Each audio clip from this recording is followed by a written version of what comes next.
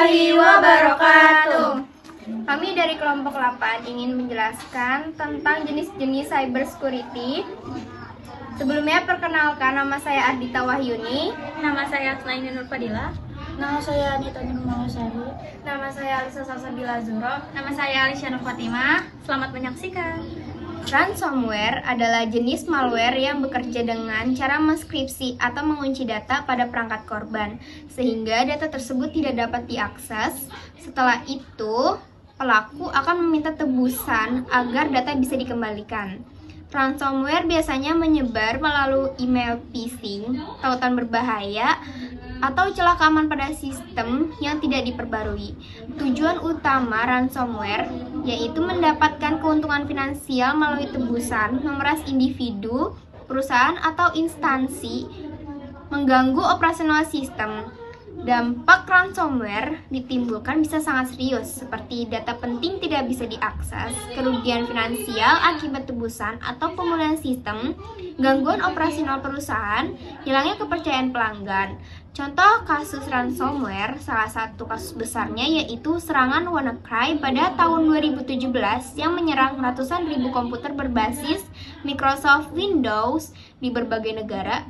Serangan ini menyebabkan banyak rumah sakit dan perusahaan tidak dapat mengakses sistem mereka. Pencegahan ransomware penting untuk rutin melakukan pembaruan sistem, tidak membuka email atau tautan mencurigakan, menggunakan antivirus, melakukan backup data secara berkala. Phishing adalah metode penipuan yang dilakukan dengan cara menyamar sebagai pihak resmi untuk mengelabui korban agar memberikan informasi pribadi atau data rahasia, seperti password, PIN, atau kode OTP. Biasanya phishing dilakukan melalui email, pesan WhatsApp, SMS, atau website palsu yang tampilannya dibuat mirip dengan situs asli. Tujuan utama phishing adalah mencuri data pribadi, mengambil alih akun korban, melakukan penipuan atau pencurian uang. Dampak phishing. Dampak yang dapat terjadi antara lain: akun media sosial atau perbankan diretas, kerugian finansial, penyalahgunaan identitas, kebocoran data pribadi. Contoh kasus: banyak kasus phishing yang mengatasnamakan bank atau e-commerce. Misalnya, pelaku mengirim pesan yang mengaku dari bank BCA dan meminta korban mengklik tautan untuk verifikasi akun.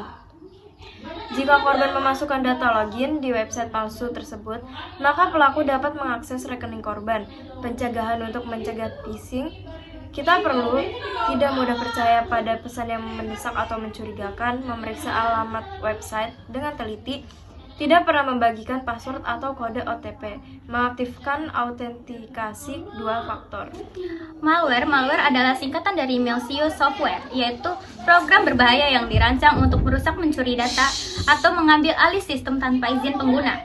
Malware biasanya masuk melalui unduhan file sembarangan, email phishing, website berbahaya, atau aplikasi tidak resmi. Beberapa jenis malware yang umumnya antara lain virus N, merusak file atau sistem; Trojan, menyamar sebagai aplikasi; ransomware, mengunci data dan meminta tebusan; spyware, memata-matai dan mencuri informasi.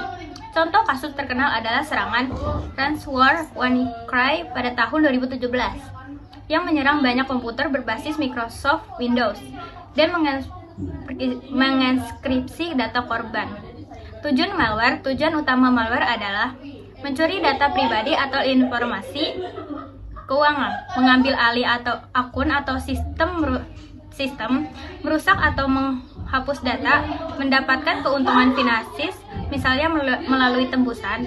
Dampaknya bisa berupa kehilangan atau kerusakan data, pencuri identitas, kerugian finansial, gangguan operasional pada perusahaan atau instansi. Untuk mencegahnya, penting untuk menginstal antivirus, rutin memperbarui sistem, serta tidak sembarang mengunduh atau mengklik tautan mencurigakan. Hacking adalah tindakan mengakses sistem, jaringan, atau akun seseorang tanpa izin dengan tujuan tertentu. Pelaku hacking disebut hacker. Hacking bisa terjadi karena adanya celah keamanan pada sistem, password yang lemah, atau kurangnya perlindungan terhadap data. Tujuan hacking bisa berbeda-beda, antara lain mencuri data pribadi atau informasi rahasia, mengambil alih akun atau sistem, mendapatkan keuntungan finansial, merusak atau mengubah data. Namun, tidak semua hacking bersifat jahat. Ada juga ethical hacking, yaitu pengujian keamanan sistem yang dilakukan secara legal untuk menemukan celah keamanan. Dampaknya bisa berupa kebocoran data, kerugian finansial, gangguan operasional perusahaan, kerusakan reputasi. Salah satu contoh kasus besar adalah peretasan data pengguna Facebook yang terdampak pada jutaan akun pengguna dan memicu kekhawatiran global terkait keamanan data.